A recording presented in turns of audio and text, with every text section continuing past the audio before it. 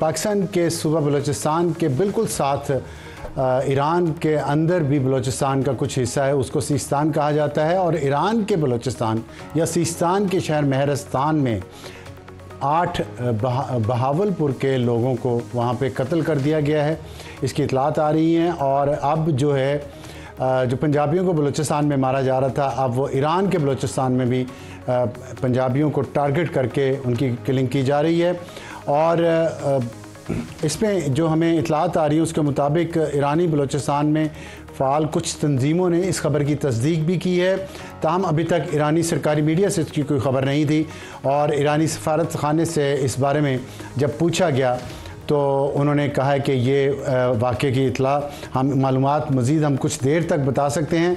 और समा की senior reporter senior correspondent Sumera Khan ने यह ख़बर दी है अपने ज़राए से, और उसमें पाकिस्तानी सफारत खाने के अफसरान को जाए हादसा की तरफ रवाना कर दिया गया है, जहाँ पे वो मालूमात ले रहे हैं मज़ीद उन लोगों की कौन कौन हैं और उनके नाम क्या हैं, उनका गांव या उनका मोहल्ला बहावलपुर में किस जगह पे है। तो ये मुबैना तौर पर ही कहा जा रहा है, मुबैना तौर पर, कि पाकिस्तान मुखालिफ एक दहशतगर्द तंजीम ने इन पाकिस्तानी पंजाबियों को ईरान के सूबा सिस्तान में निशाना बनाया है, जो वहाँ मज़दूरी के लिए गए थे। मज़दूरी कह लें आप, या उनको मोटर मैकेनिक कहा जा रहा है, तो वो वहाँ पे अपना काम के सिलसिले में गए हुए थे। तो ये एक अफसोसनाक ख़बर थी, अहम ख़बर है, इसलिए कि आप देख रहे हैं कि बलूचिस्तान में जो कुछ हो रहा है, और पिछले कुछ दिनों से लगता था कि शायद वहाँ पे कुछ कमी आई है, लेकिन अब हमें इतलात मिल रही हैं इस वाक़े के बाद कि शायद बलूचिस्तान में ख़तरात हैं और इतलात हैं कि कोई और बहुत बड़ा हमला दहशतगर्दी का वाक़या हो सकता है। अल्लाह ताला पाकिस्तान को महफूज रखे, और उस पर पाकिस्तान का जो रिज़ॉल्व है, जो बहुत क्लैरिटी के साथ आ चुका है कि पाकिस्तान अब इन दहशतगर्दों को, उनके सहूलतकारों को, चाहे वो अंदरूनी मुल्क हैं या बैरून मुल्क हैं, उनको नहीं छोड़ा जाएगा। तो देखना यह है कि पाकिस्तान, अगर ये ख़बर दुरुस्त साबित होती है तो पाकिस्तान का इस पर क्या रद्द-ए-अमल आता है। और जो हम खित्ते की सूरत हाल देख रहे हैं, जिसमें ईरान के साथ आज ही अमेरिका ने मुज़ाकरात शुरू किए हैं न्यूक्लियर प्रोग्राम पे, जिस पे बहुत सारे जो इंटरनेशनल तजिया नगार हैं उनके ख़दशात हैं कि ये मुज़ाकरात शायद कामयाब ना हो सकें और ईरान के साथ अमेरिका की जो जंगी कैफियत है वो बढ़ जाए। और क्या ये वाक़या उससे लिंक्ड है?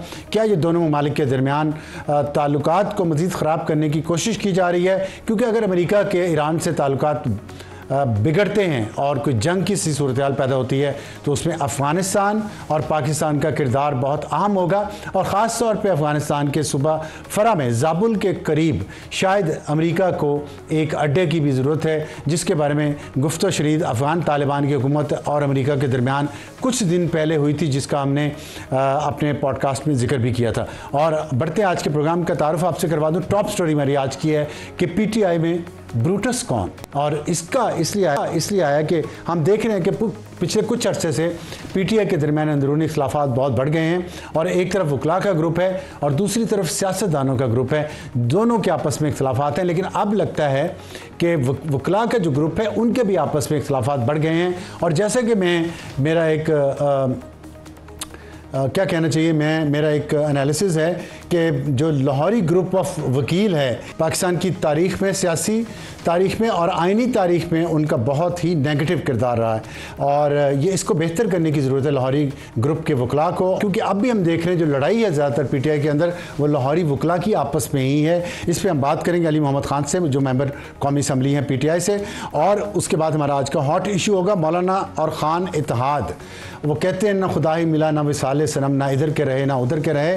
तो देखना ये है कि जो अब JUI ने कहा कि अगर PTI के इस्टेब्लिशमेंट से मुज़ाकरात हुए और उनके साथ कोई डील हुई तो वो जो इत्तेहाद है PTI के साथ वो नामुमकिन हो जाएगा। और डील की बातें इसलिए भी बहुत ज़्यादा सरगर्म है कि आज ही अमेरिकी कांग्रेस का एक वफ्द इस्लामाबाद में मौजूद है, और उस वफ्द के साथ ही वो पाकिस्तानी डॉक्टर्स और वो पाकिस्तानी बिजनेसमैन भी पाकिस्तान में मौजूद हैं, इस्लामाबाद में मौजूद हैं, जो कुछ दिन पहले مل چکے ہیں پاکستان میں کچھ لوگوں سے اور وہ ڈیل کرانے کی خان صاحب کے اور اسٹیبلشمنٹ کے درمیان پوری کوشش کر رہے ہیں. ان کی کوششیں ابھی کامیاب ہوئیں یا نہیں ہوئیں اس کا تو نہیں پتہ, لیکن بہرحال یہ ایک بات چل رہی ہے. اور ہمارا آج کا ایڈیٹورل ہوگا کراچی کے بارے میں کہ وہاں پہ جو ایک ڈمپر کی وجہ سے جو ایک مسئلہ پیدا ہوا, تنازع کھڑا ہو رہا ہے, جس میں لگتا ہے کہ اب لسانی یا انتظامی تنازع سے بڑھ کے شاید خدا نخواستہ لسانی تنازع کی طرف بڑھ رہا ہے. تو ہم اس پہ دیکھیں گے کہ ڈمپر زیادہ قیمتی ہیں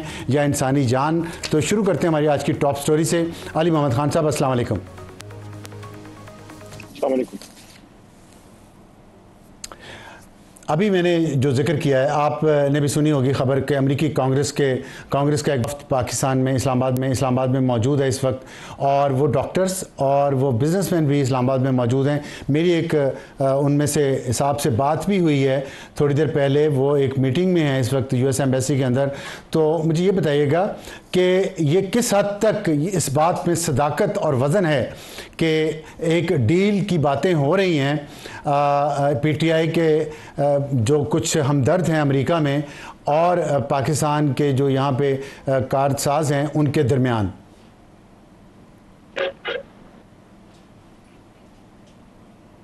بہت شکریہ. بسم اللہ الرحمن الرحیم.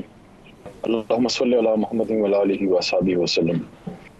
دیکھیں, ڈیل کا تو کوئی دور تک امکان نہیں ہے کہ عمران خان صاحب ڈیل تو کبھی بھی نہیں کریں گے.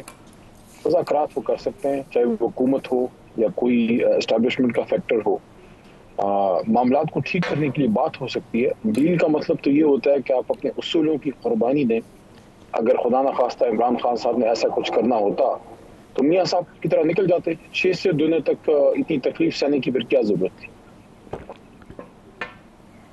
اچھا, تو آپ کو ذرا ہم کچھ آپ کی بات سے میں اختلاف تو نہیں کر سکتا, ڈیل نہیں کہتے, کچھ بات چیت کہہ لیتے ہیں, اس کو مفاہمت کہہ لیتے ہیں, کیونکہ آپ کا بھی یہ میرا خیال ہے کہ یہی رائے ہے اور سب یہی کہتے ہیں کہ جتنا بھی آپ لڑ لیں آخر میں تو مذاکرات کی میز پر ہی معاملہ طے ہوتے ہیں.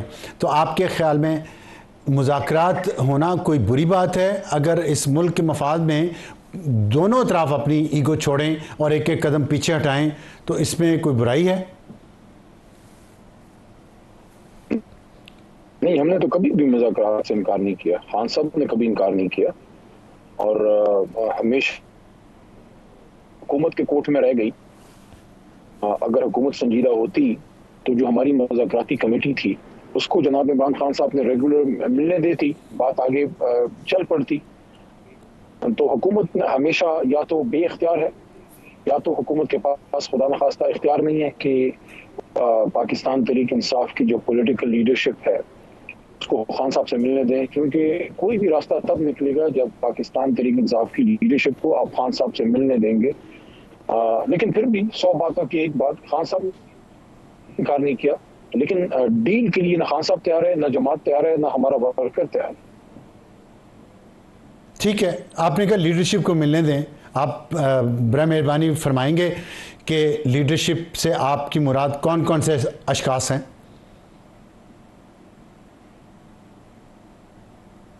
اب صاحب دیکھیے, چیئرمین تحریک انصاف تو مل لیتے ہیں کیونکہ وہ وکیل ہیں بیرسٹر گوہر صاحب. سیکرٹری جنرل جناب سلمان راجہ صاحب بھی مل لیتے ہیں. لیکن جو پیورلی پولیٹیکل لیڈرشپ ہے جس میں اسد کیسر صاحب آتے ہیں, جس میں شبلی فراز صاحب آتے ہیں, جس میں اور لوگ ہیں جو صوبوں کے ہیڈز ہیں. مثال کے طور پہ پختونخوا میں جنید اکبر صاحب ہیں یا سندھ میں حلیم عادل شیخ صاحب ہیں. اس طرح کی جو لیڈرشپ ہے جو گراؤنڈ پہ کام کرتے ہیں, جب تک آپ اپنی لیڈرشپ کو ان سے نہیں ملنے دیں گے تو پولیٹیکل چیز آگے نہیں بڑھے گی. ابھی تو خان صاحب سے ملاقاتوں کا سلسلہ یہ ایک طرح سے آپ سمجھ لیں منقطع کر دیا ہے. ان کی سسٹر کو ان کو عید پہ نہیں ملنے دیا, جب اس دن ہم اڈیالہ کے باہر آئے تو تب بھی نہیں ملنے دیا. یہ تو بنیادی انسانی حقوق کے بھی خلاف ہے. آپ کس طرح سیاست تو ایک طرف رکھیں گے لیکن انسانی حقوق تو آپ کسی بھی صورت نہیں کر سکتے. آپ ایک شخص کو جو کہ سابق وزیر اعظم بھی ہے اس کو اپنے فیملی ممبر سے ملنا, ان کے بچوں سے ان کی بات کرانا, اس سے آپ کیسے روک سکتے ہیں؟